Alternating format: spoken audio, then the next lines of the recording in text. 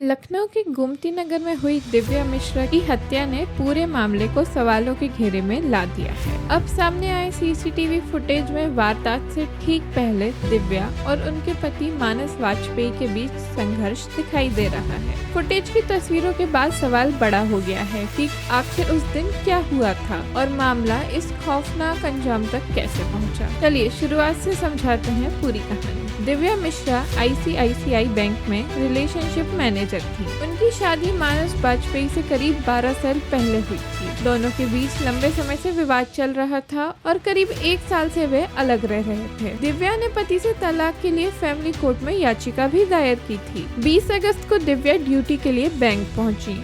इसी दौरान मानस भी वहां पहुंचा। सीसीटीवी में दोनों के बीच बातचीत और फिर संघर्ष दिखाई देता है। इसके बाद मानस ने कथित तौर पर दिव्या पर गोली चला दी। अस्पताल ले जाने पर डॉक्टरों ने उन्हें मृत घोषित कर दिया।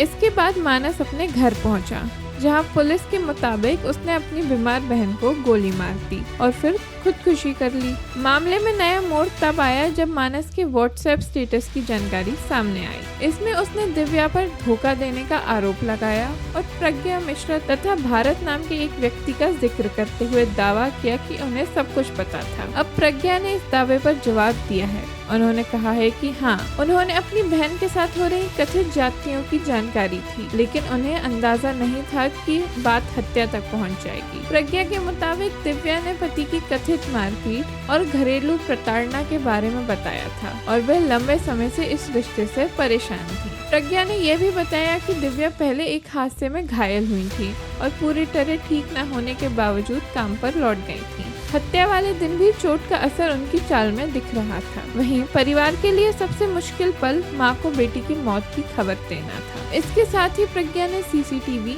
और जांच को लेकर सवाल उठाए हैं। उन्होंने पूछा कि मानस के पास हथियार कहां से आया, वह बैंक तक कैसे पहुंचा और वारदात के बाद कैसे निकला। पुलिस अब सीसीटीवी, मोबाइल डेटा और दूसरे सबूतों के जरिए पूरी टाइमलाइन जोड़ रही है।